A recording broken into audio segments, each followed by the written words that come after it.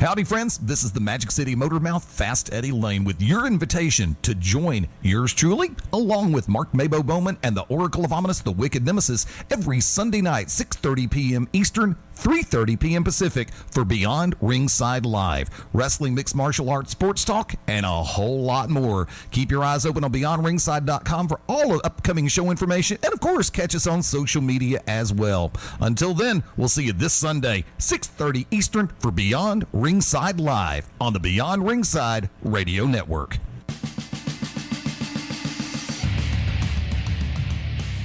Welcome to the original rock and wrestling radio show.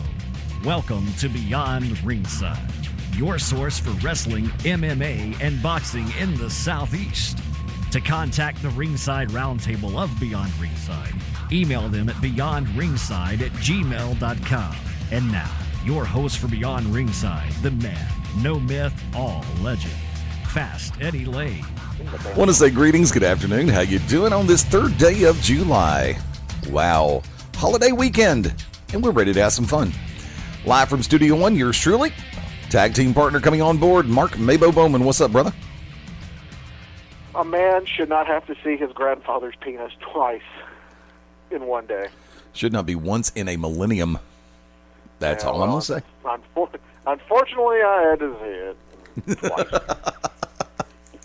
Thank you to everybody tuning in all the way up and down the line, whether you're listening in through Ustream, whether you're over on TuneIn Radio, as well as the Beyond Ringside Radio app for Amazon, Android, and BlackBerry. Yes, plans stalled out all over again. Communication went to hell between us and Server Room, but that's an entirely different animal altogether. Of course, through BeyondRingside.com and the all-new ProWrestlingRadio.net. Hey, if radio stations can call themselves all new for a full year, I can call it all new for 6 months. And that's where I'm going to draw the line.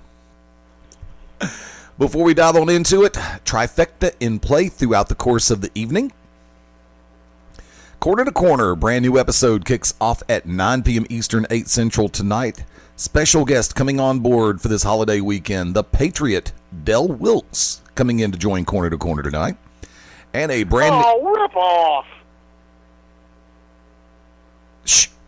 They stole my idea. Well, let's go there because we weren't sure we were going to do a show earlier this week. Well, this is true. All right, then. Kind of like we don't know if Maria Kanellis is actually going to wear clothes. I have no problems if she does or doesn't. Me neither. But anyway, back to the triple threat. Trifecta. They call themselves the triple threat. I'm not going to stick with that name. I stay with trifecta, as I've always called it. And, of course, a brand new live edition of the Midnight Black Mass this evening, July 3rd, 11 p.m. Eastern, 10 p.m. Central. Reverend Dan Wilson, Andrew Alexander, coming forth with a very timely retrospective for the iconic and legendary Gypsy Joe. Stick around. Going to be a great Sunday night right here on the Beyond Ringside Radio Network. A lot of stories coming up and down the pike this week, but I want to lead off by asking a very weird question, and I was asking this before I saw anybody else on any other site bringing it up. What in the dickens are they doing with Xavier Woods and the Wyatt family? Now, I enjoy the fact, now, they've often said, and let's bring this into play, in mainstream entertainment, they have often said that people who are, i.e., more intelligent and have a higher brain function capacity are often more susceptible to certain things, i.e., hypnosis, subliminals, because their minds work so much that, lo and behold, the little things can eke in. So, 2 weeks ago, when this whole scenario started between the New Day and the Wyatts, lo and behold, you had a situation in play where it looked like Xavier Woods was really distracted and borderline hypnotized. And then this week, during the interactions, it's been a case of Woods has not been himself, has not been the typical jovial member of the New Day that he has been.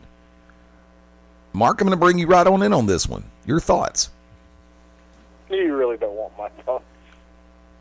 Challenge. You want to know what I think? Sure, go ahead.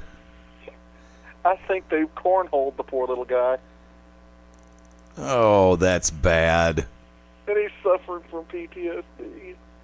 That's just really bad, dude. I think they really did. I don't think Bray had anything to do with it, like, when he was directing, and I think Strowman, Harper, and Rowan cornhole poor Xavier Woods done it in NXT, and the memories are starting to flood back. I'm hoping if this was the Attitude Era, you know that's where they would go. You know it. But I mean, honestly, I don't know. But it is weird. And it's really good. It's a really good performance on Xavier Woods' part to kind of come out. I'd say at about 75% New Day, but when it really starts to really get too much into it. And he's like, "Hey guys, hey, let's not talk about him, and he kind of switches to that half, like you said, entranced, half like fear that they are causing. I hope they don't do something stupid and be like, oh, he hypnotizes him into joining, kind of like what they did with Daniel Bryan. I was like, I hope it doesn't go that far, but I hope it is something tragic. Well, not obviously. Storyline, kids. I hope it's something that happened, that they say happened or whatever, that causes Woods to kind of fear the Wyatt family. I just want Harper back.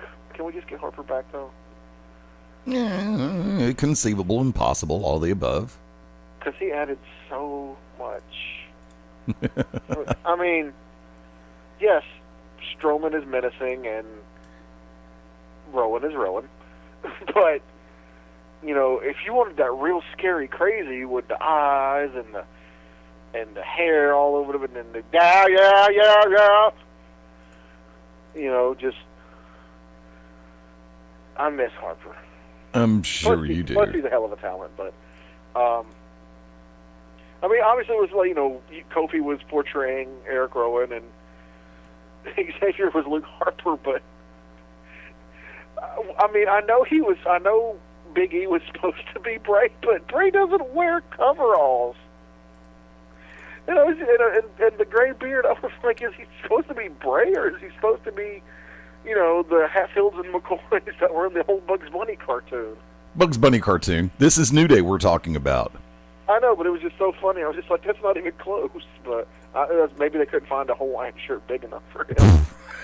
But he might be short. I think he's maybe right around 6 foot.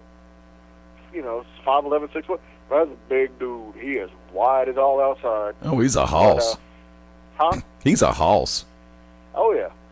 But I think that's where they're going to go. They're going with it is not so much. Hypnotizing. Like I said, I hope they don't do that because they kind of did it with Daniel Bryan when he was wearing the miniature, when he was being mini Eric Rowan. But I hope it's more of a traumatic incident that nobody knows about. That Xavier Woods doesn't want the secret getting out. Right. So now. There have been a number of people on message boards this week calling out the fact that they could actually be utilizing this to break up the New Day. Do you see that happening? Well, I mean, believe it or not, I think WWE did a poll of teams breaking up because of the brand split. And I think New Day was at the top of the list, if not the number one, of not to break up. Right. And I hope they don't, because no offense, but Xavier Woods, we saw how he lasted on his own when he kind of, when he first showed up and he was kind of hanging with, R-Truth, and then he had sort of the feud with Brodus, and then he kind of really fizzled a little bit. Yep. And he didn't really pick back up until the New Day. I mean, Kofi has always been a strong mid to upper mid card guy. I mean, everybody loves Kofi. I think that's a new sitcom they're going to have on the network. Everybody loves Kofi. And then, Big E, he kind of, when he was with Dolph doing the bodyguard with AJ, and they were kind of letting him be himself a little bit with the secret crush on AJ or whatever. You got to see the funny side, but whenever Big E was on his own, he never really got to show what a good performer is. He's good in the ring, but as we know, it's not always in the ring, that makes somebody memorable. Right. I mean, Hulk Hogan, prime example. So, I'd hate to see them break them up, either, break all three apart or, 2-1 or whatever, but I just think it would be a mistake, and this is no shot on Xavier Woods at all. This is not a shot at him at all, but to me, this is just my opinion, guys, and, I have, much respect for, Austin Woods, whatever his freaking name is. Hey. I said freaking. It didn't sound like it. Well, I mumble when I say freaking. Quit mumbling. Mumbler, but, I think it's Austin Creed, whatever. No offense to him, because he is a great guy. I've had the opportunity to talk to him. Did we have him on the show? Yes, we've had. Yeah. We've had him on the show. He's a great guy. But to me, he, in the current WWE climate, he is the weakest of the three. So, I don't think it would behoove him to be taken away from that aspect. Plus, the New Day, I mean, that's your. I'm not saying it's the top, because I think Cena will probably always be the top, until CM Punk comes back. But merch seller. I mean, you got so much. You got shirts. You got the horns. You got all stuff you could tie in with the New Day. For the grown-ups and the kids. Mm-hmm. So why get rid of that? They, to me, they work best all together. Could Kofi and Xavier Woods be a good tag team on their own? Yes, they could be but they wouldn't have that sort of that goofiness that Big E brings. Could Big E and Xavier be good on their own? They could, but you wouldn't have that sort of that kinetic energy that Kofi brings. Right. Could Kofi and Big E be good on their own? Yeah, they could be good, but Xavier has that, when he's with them, he's that focus. He's like almost their focusing lens. Because he's, out of the three, he's about as straight as the straight man you can get. Especially with the trumpet, or trombone. So, I just think they shouldn't. I hope it doesn't lead to that. Do I hope it leads to a series of great six-man matches? Yeah. Especially if they bring back, if Harper can come back in time. Because I still don't. Although I would like to see, and this is going to sound so wrong when I say this, but I would love to see some of that big beef-on-beef action between Strowman and Big E. Yeah, that's going to sound wrong. Yeah, well, it already sounds wrong, and people are already questioning if they haven't already. But just that raw power between Big E and Braun Strowman. But Strowman can't fly like Big E can. So. No, not in the least. No way, no how.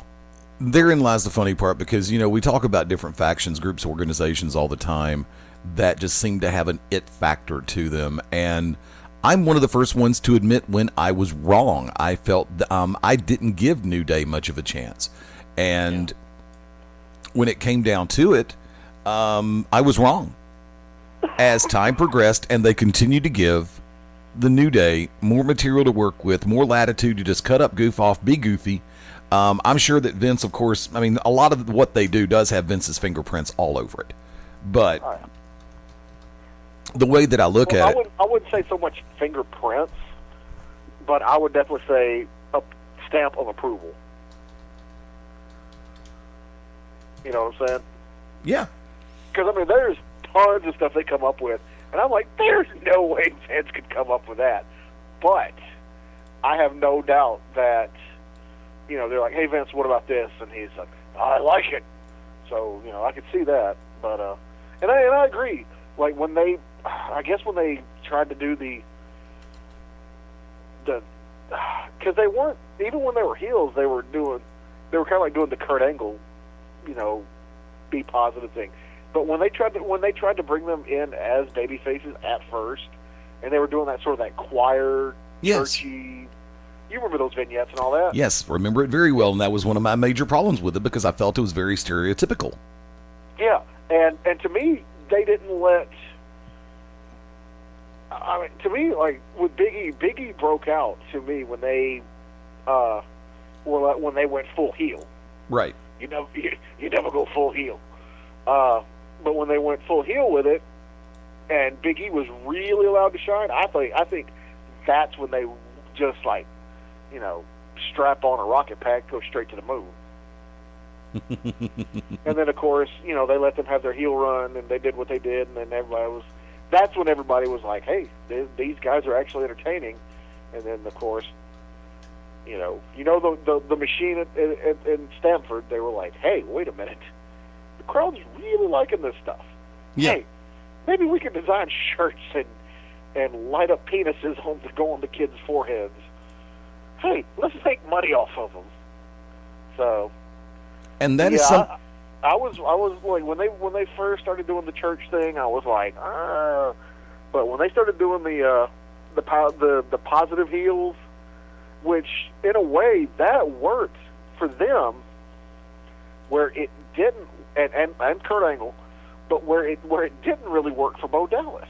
So go figure on that. It's delivery, from my perspective, and the way that I look at it, the way Bo Dallas delivered his, he just has the vocal style that he uses on a microphone is not that Johnny Depp, Willy Wonka voice. Worse than that. But I mean, you see what I'm saying? That to me, that's what it sounds like. That. All right, here we go. You can't just wait to taste the chocolate. It's just, when he does, it makes my skin crawl. Plus, that is the skinniest fat guy I've ever seen in my life. I don't see how you could be in shape and fat at the same time. The mind wobbles. I've seen it 100 times before. He's not the first, and he won't be the last. Yeah, but he's. Okay. Anyway, go ahead. Move on. I forgot where the hell I was. Thank you. No, seriously, I forgot where I was. Do you remember? Oh, I don't know. I just started talking about. I used to delivery and the New Day. Okay, Bo Dallas delivery. Okay, let me come back to the New Day factor, and let me see if I can go start to finish on this one. When they first debuted, no chance in hell. I joined the rest of the world in saying it's like that's the best you've got for three who could be top tier characters who just happen to be African American. And lo and behold, they started to eke away from that a little bit. And it's like, okay, I'm going to mellow with it for a second. And then as time moved on, heel, entertaining. And then the inevitable occurred because the fans did start to buy in and get behind them. I think I may have been one of the last ones to get on board that passenger train because I kept waiting and waiting for something to happen.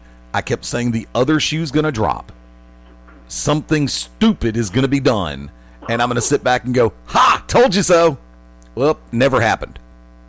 The deal with the chant going in their direction, the trombone, everything else, the bootios, the unicorn, the LED penis, whatever you want to call it. Things started to really click. And the funny thing about it is, the more they tried to come off heel, the more entertaining they were. And then the more they were accepted by the crowd, the more they opened up, all three of them.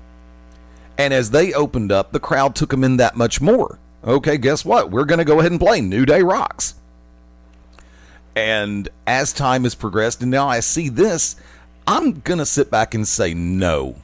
I don't think the WWE, in my humble opinion, is going to use this as a storyline to possibly break up or plant seeds of doubt for the New Day. I think we're going to find something out, and I think, it's on a localized level, and you knew sooner or later I was going to go in this direction, so I'm going to go ahead and do it. In one of my home promotions, I work with a very talented heel that goes by the moniker of Mudbone. And in the same vein that he used to use voodoo techniques to enthrall people to become his thralls, I see Bray Wyatt with that same hypnotic capability, because you saw that 2 Mondays ago on Raw, to where Woods just got shook.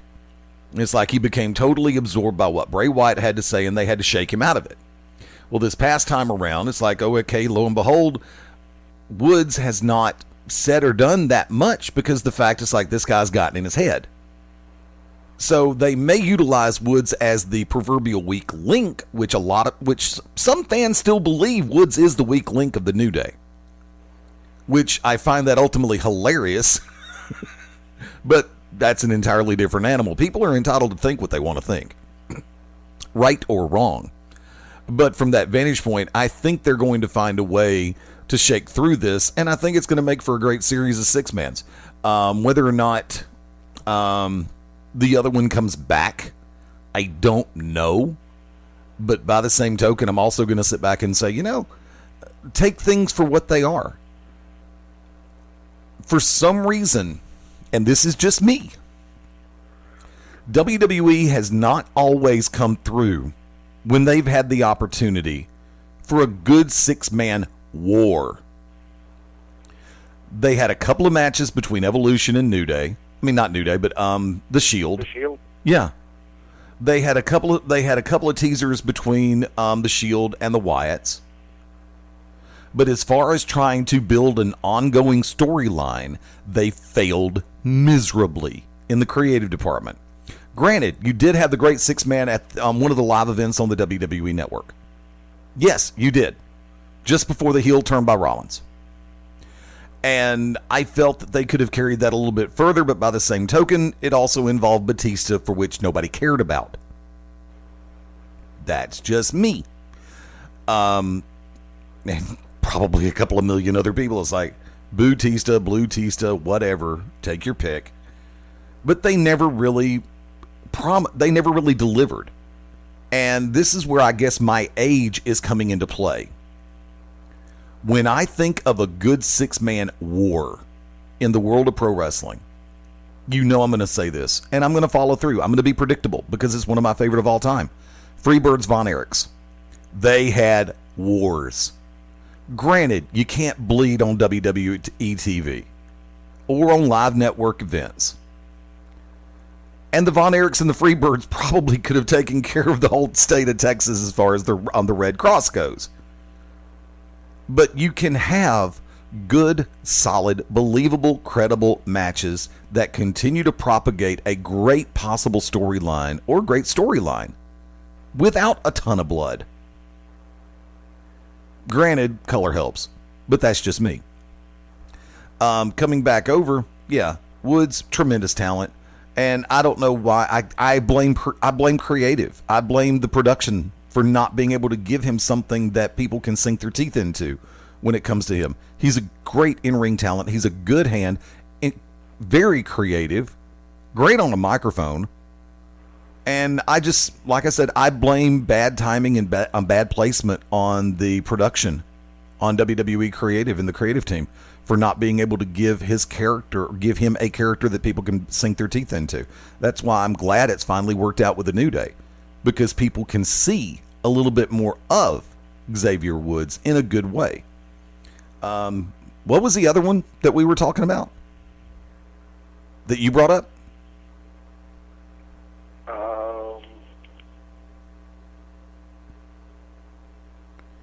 Well, we're 4 minutes. We'll come back to it anyway, because we'll talk about it in break. We're about 4 minutes before the top of the hour. You and I were discussing something off air, getting ready for it, and it's been broken on social media and all the sites. The fact that I mean, even Stephen Amell made the announcement on his Twitter feed. Cody's made it on his. It's been all over the factor that Cody will be coming on board the television series Arrow next season in a guest starring capacity. And the minute I read that, first thing, I had to do it. Yes. Because Cody, in my opinion, on a microphone in front of the camera, is a great talent. I hate the fact that WWE was too brain dead to just let him get away. But when they don't take the ideas, and Cody's had some good ideas. You know, he does pitch some of the stuff out there and he kind of hints to it. It's like, yeah, the kid's got a great brain. Kid's got a good mind for the business. I say kid because I'm significantly older than him. I hate the fact that they let him get away. But if you're not happy, you're not happy. But coming back to it, he's going to make I don't know to the extent, I think, Mark, you said you may have done a little bit more reading on it as far as the possibilities? For Cody? No. Yeah. Or you were talking about different possibilities that they could do. That's what it was. No, I was wondering who would it be, like, you know, just kind of like I mean, obviously it'll be a one-off character. But, I mean, if he does good enough, they might bring him back. But would it be somebody that they kind of made up? Like, to the best of my knowledge, like on Arrow, like Diggle or Felicity. Because as far as I know, I mean, they could be, you know, characters in the comics. And I'm not talking now because, yes, they're bringing in Felicity and Diggle in the comics now. But I'm talking about before the show started. You know, because, well, for like, you remember when the first Batman came out? Right. Batman with Michael Keaton.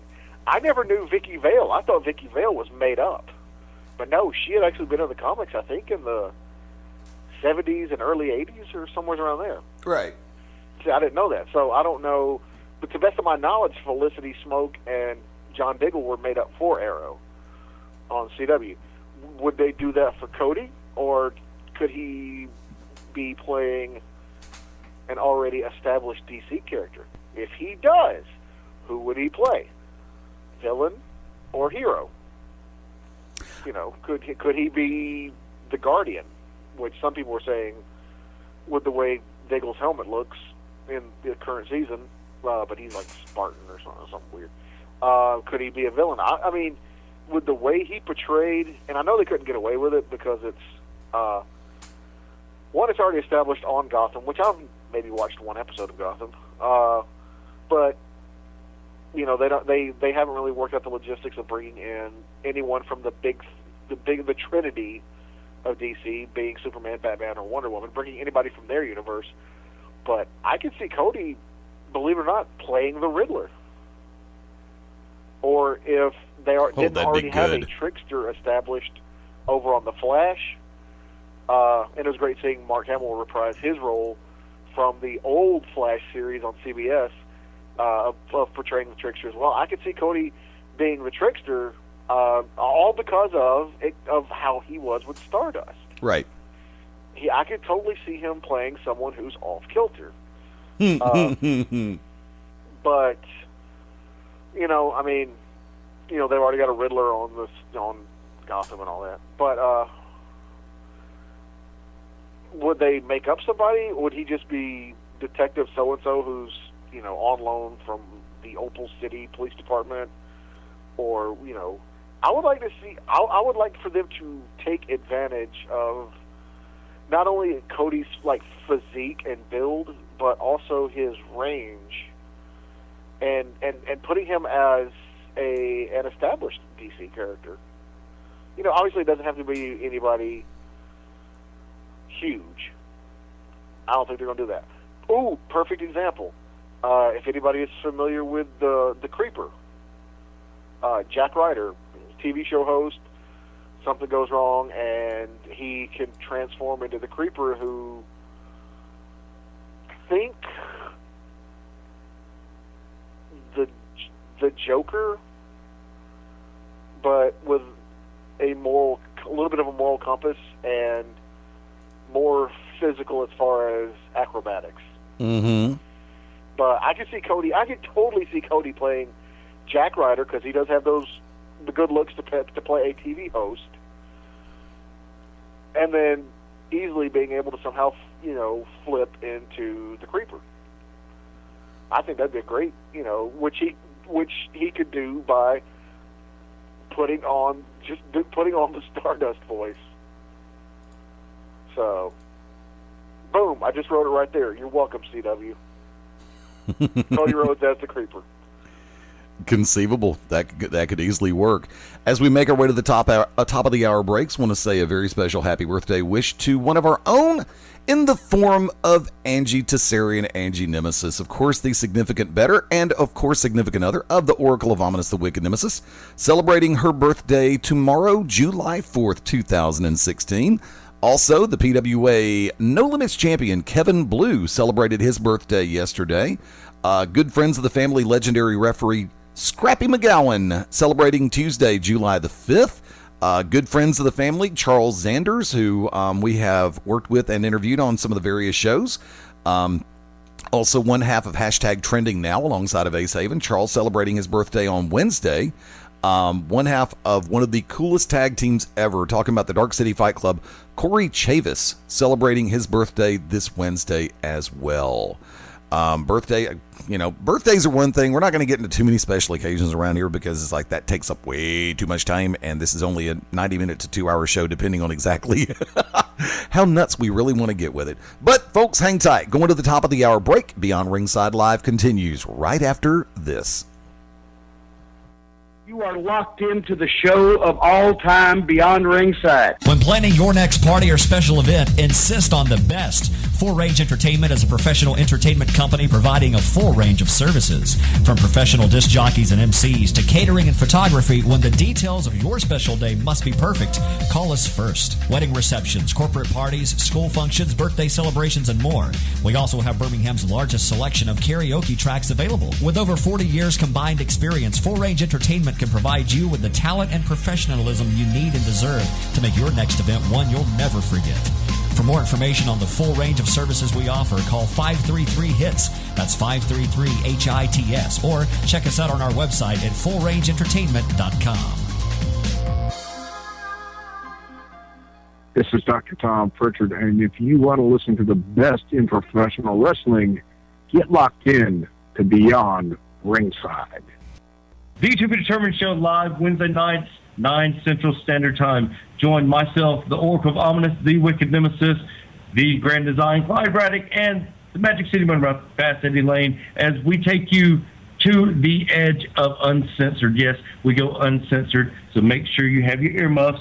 Ask your parents, for those of you that are a little young, maybe under 18, but make sure if you have any heart conditions or any mental defects, please listen, because they may take effect right here live every Wednesday night, 9 Central Standard Time. Beyond Ringside Radio Network, beyondringside.com. This is Merciless Ray Mercer, Olympic gold medalist and board member of Find the Dream, and you're locked into Beyond Ringside. This is Danny Cage from the world famous Monster Factory, and you're locked in to Beyond Ringside.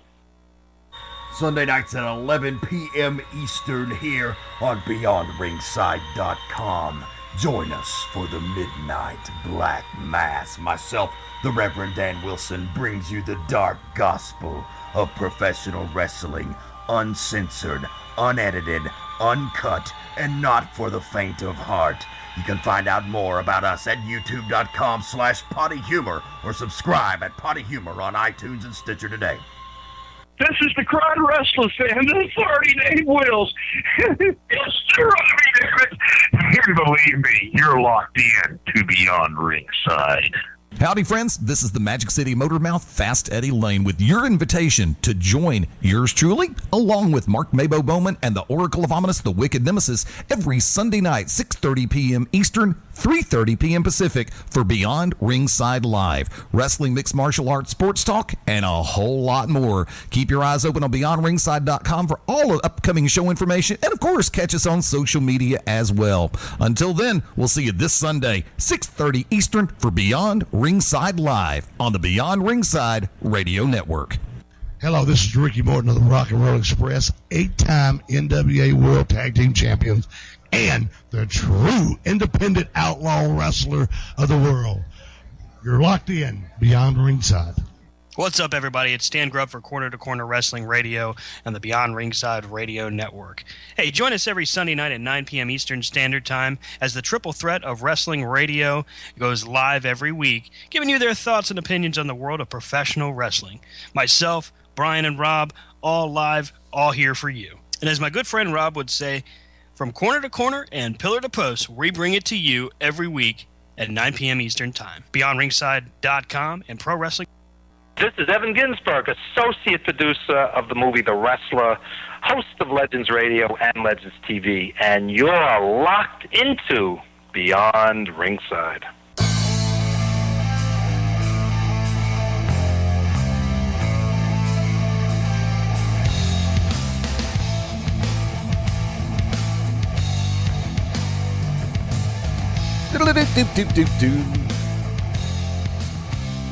The sun is shining, only a few clouds outside, and damn it, I gotta cut the grass, which I'm hoping results in rain. But that would be me. No, actually, I can't have rain tonight. Too many people would actually get mad at me for making that reference if it actually comes to fruition. For our friends in the home market of Central Alabama, got a number of places that are going to be doing fireworks this evening. Greatly looking forward to that a little bit later on the evening. I'll catch some of it on television. Why? Because that's the easy way for me to watch stuff nowadays. Because I just don't get out enough. But that's just me. Although, did get out yesterday. Myself, the SS Schmidtke, of course, road trip with the Oracle of Ominous and Angie Tessarian. We should have been rolling cameras yesterday in the car. That's all I'm going to say about that. With, of course, the 4th of July on the horizon, like less than about 6 hours from now, in the Central Time Zone, 5 hours Eastern. West Coast, gotta wait a minute. There's been discussion, and we've had a little bit of it off air. We haven't really brought it on air yet, about some of the more patriotic or memorable gimmicks, characters, storylines, things that have been used in the world of pro wrestling as it pertains to Independence Day. And I'm really kind of 50-50 flipped in a certain area. But to me, I've got one right off the top who I would have loved to have had on today. And I mentioned it in passing in a text message. But to be honest, once again, we weren't sure that we were going to be here this afternoon. Family obligations in play. But what would be one of the better, other than the one that we've talked about, as far as memorable, patriotic, all-American, stuff like that, as far as gimmicks and individuals and characters go for you, Mark? Super Cop Dick Justice. You must be kidding. Yeah, he is the best. He is America. Continue. Elaborate. Why? I mean, why? There's no elaboration needed. He is America. He is Super Cop Dick Justice. He is what America is. He stands for what America stands for. He has freedom running, just oozing out of him. He has the red, white, and blue coursing through his veins. I've told him to see a doctor about that.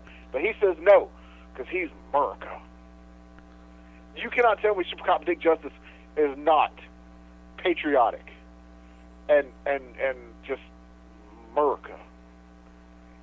He craps baby bald eagles. And it sets them free when they are old enough to fly. His farts smell like homemade apple pie.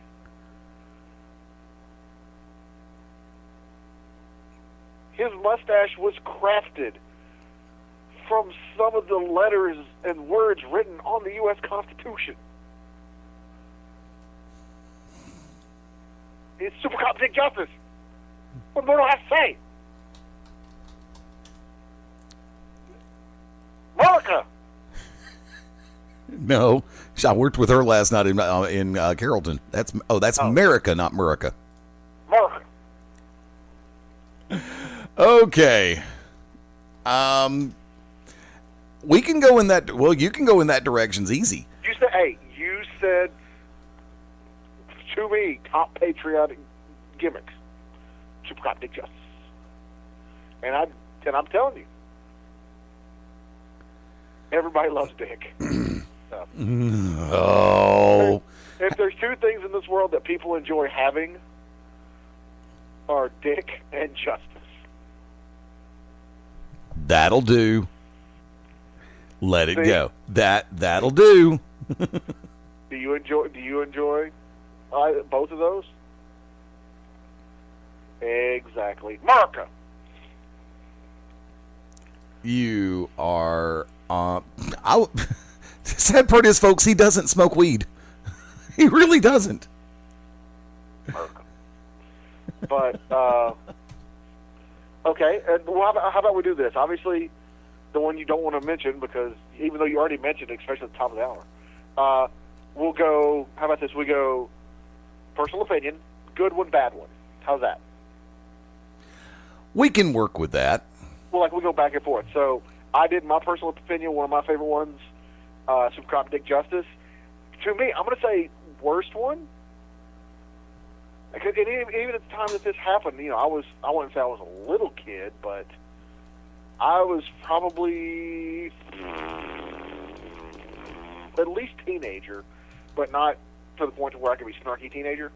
I did not care at all for the Lex Express, and then what did he and Bulldog become? Yeah, okay. So United Powers or whatever they were. Yeah, the Allied Forces. Allied Forces, thank you. Yeah, I did not care for Lex Express Lex Luger.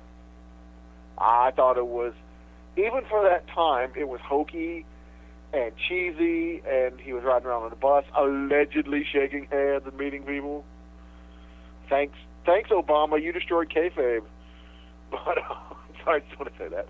But, no, that's, to me, that would be, if we were going to go back and forth. One, Super Cop Dick Justice. Worst patriotic kind of all-American gimmick. I would definitely say Lex Express All-American Lex Luger, because it was very hokey even for the time, and we all remember that time where it was in. But it was just hokey and very forced. Like, it, there's some people that are given gimmicks and they roll with them and they do great things with them. They roll with it and it doesn't get over very well. And then some people are given gimmicks and it's very forced, not upon that person, but forced it to people who, are expected to enjoy it. And you could just kind of tell, like, Luger was just like, this is a paycheck. Like, he would have rather gone back to the Black Trunks total package. That's just like, if you go back, and I mean, that's the kind of the opinion I got. Even, at that age, I was just like, he doesn't look happy. Seriously, even though it was a terrible gimmick, I think he was probably happier as the narcissist. And, of course, when he jumped ship back to WCW, he got to go back to being total package and the Black Trunks and the hoop-de-doo and all that. But it just, to me, like, when he was, in just my opinion, it looked like he was phoning it in when he was All-American, Lex Express, Lex Luger. So that, for I guess, round number one or whatever you want to call it, I would say, yay, Super Cop Dick Justice, boo, Lex Express. So what would be your yay and your boo for this one? My yay for this one is very easy, and yes, I'm going with the one since I brought him up in the text message. Yeah, you brought it up. I wouldn't try to take that away from you. Okay. I mean, but see, was he that before he jumped to WWE or WWF? He was in, yes. Because he world class, global. Because he went, yeah. Well, but was he that? Where was he Super Trooper at? That I don't remember.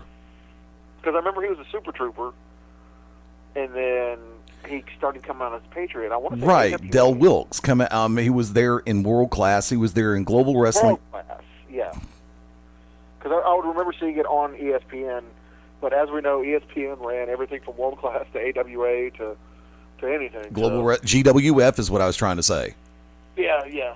But yeah, so I mean, I wouldn't take that away from you because you had legit claim in the text. So expound. For an individual who made the absolute most out of something very simple. Del Wilkes pulled it off beautifully.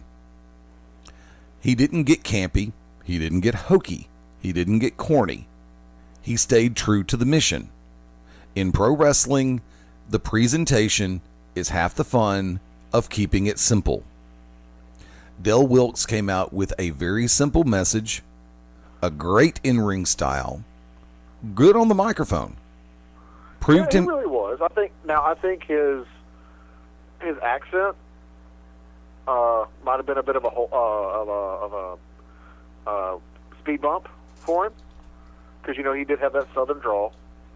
So, and we all know how Vince feels about people with southern draws. So, no, he really does. If you have any kind of that's why he would always just crap all over JR, but he would also crap over Taz, because Taz had that thick Brooklyn, New York accent. Right. But yeah, Vince, does not like, unless it's part of your gimmick, he does not like the overly hokey, thick Southern accents. And then, of course, with all due respect, Vince McMahon himself is the world's worst about doing stuff that's hokey, cheesy, and over the top.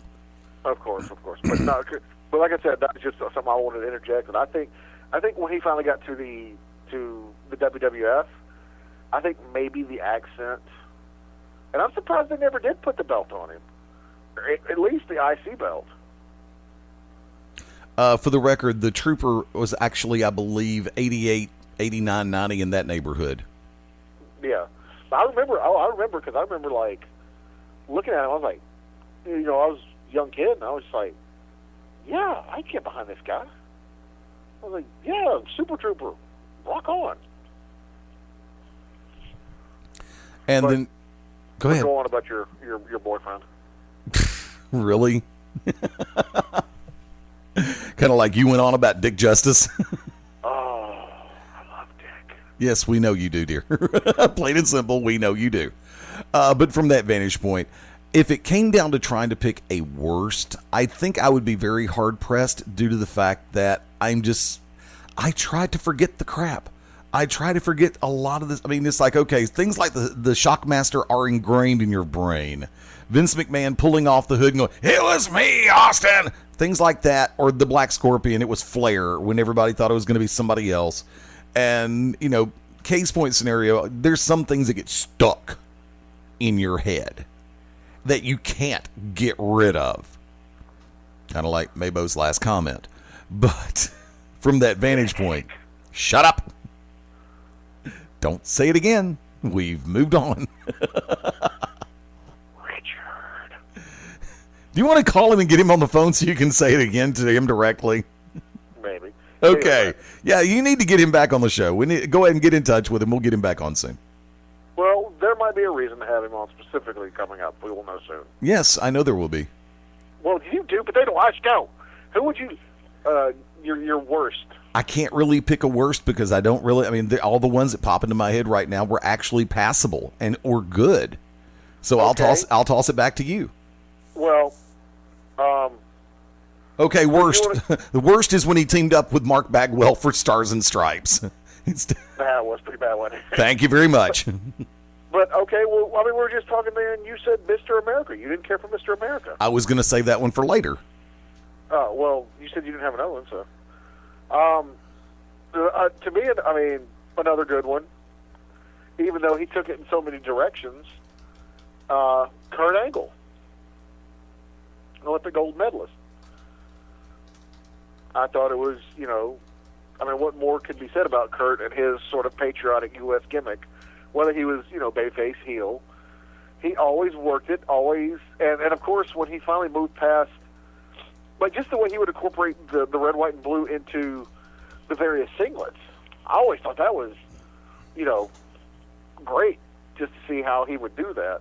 I think my favorite one was where it was literally split down the middle. I want to say it was half red, half white, blue trim all around, but then he had gold stars all over it. But to me, yeah, whether he was heel or face, I thought that was great.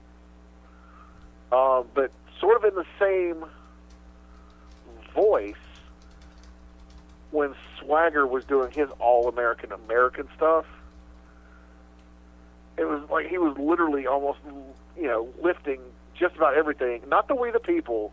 That to me, We the People was something completely different. When Zeb came in and was doing most of the mic work and all that. I thought that was different. But the All-American, like when he first showed up on Heat CW and was doing all that, to me it was just like, man, you're lifting from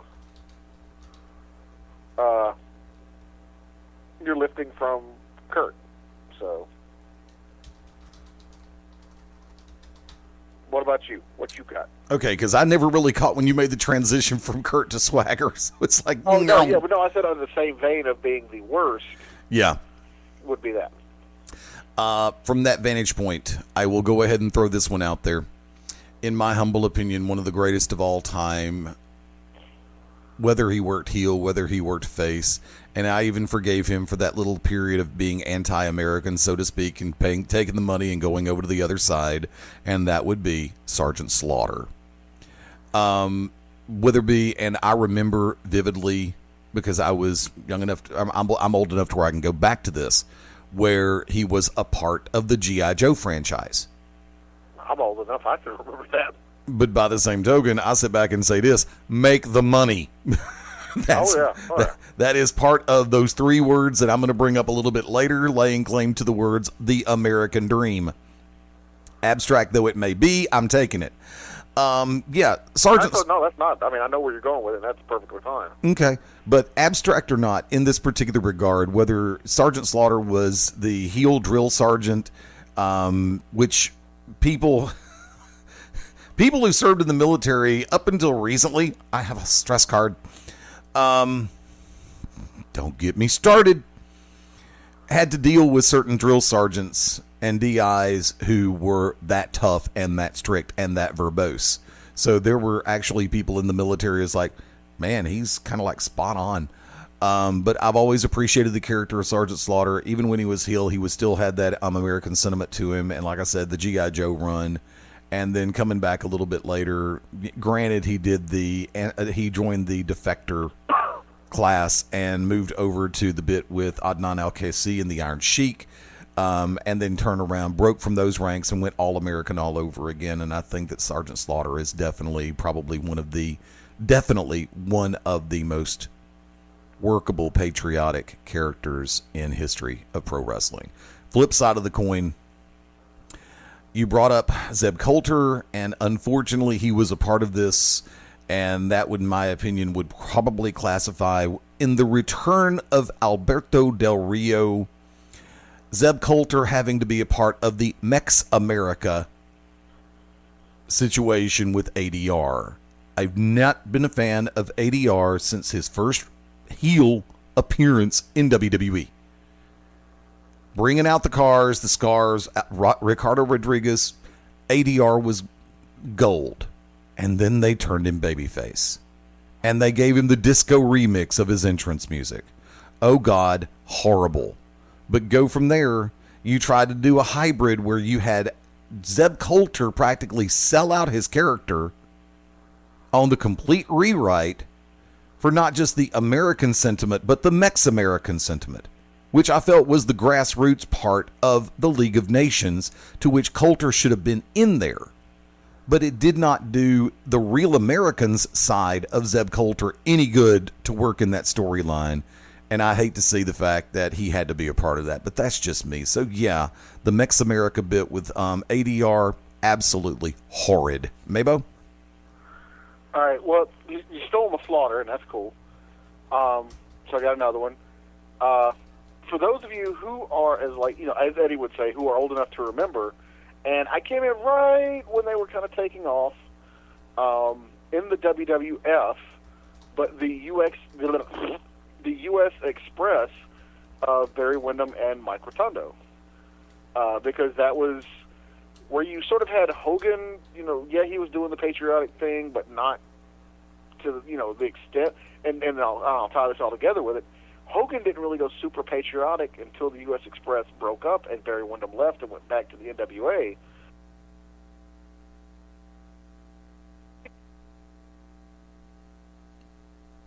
You broke up. Do me a favor. Give me the last 10 seconds. You broke up. Do it again. Okay, sorry. But, Hogan really didn't start doing the patriotic thing until after Barry Windham left and went back to the NWA. But the U.S. Express was the one that was fighting Volkov and Sheik on the house shows and, really rallying the all-American sentiment against the, evil anti-American foreigners. And, that was, they were doing, they were really carrying the whole U.S. flag, shtick, the whole patriotic gimmick around with them. And, hence why they were called the U.S. Express. And little trivia here, how Hogan is known for I'm a Real American, because before that, remember, he would come out to Eye of the Tiger. Right. But Real American was not Hogan's song. It was written for the U.S. Express because the U.S. Express was in line for a huge title run. They had that one, and then because I believe I want to say they beat Sheik and Volkov, and then maybe they lost to Beefcake and Valentine. I want to say, they may or may. I know they fought Sheik and Volkov for the tag belts a couple times, but if you find the stories, find the interviews, there was a point where Barry Windham was literally had been on tour so much with the WWF. He looked at Rotundo and said, I'm going home. Send me my stuff. And I think he even just got out of the cab and left. Wasn't mad at Rotundo. He was just tired. But, Windham left. Barry Windham left, went back to the NWA, and we all know what happened there. But, so they took Real American and gave it to Hogan and gave Hogan the flag, and that's when he super duper went, full on patriotic. So, but yeah, to me, U.S. Express was they were almost like the Hogan of the tag teams when it came to flying the American flag. And then, do me a favor. I hate to do this, but time constraints. We've got to take the bottom of the hour break. We will pick it up on this one when we come back. Folks, real quick, for everyone listening on the live side, of course, Hour 2 will kick off in just a few moments.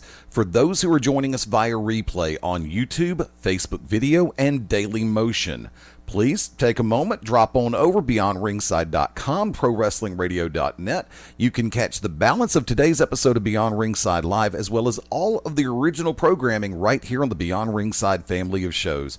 Also, don't forget you can find us via replay through iTunes, Podomatic, Spreaker, Stitcher, iHeartRadio, Pod Directory, Downcast for Apple, and Podcast Republic, including... there's a whole bunch of ways you can find us. But once again, if you're catching us live, Hour 1 is in the books. Hour 2 kicks off in just a moment. This is Beyond Ringside Live on the Beyond Ringside Radio Network and ProWrestlingRadio.net.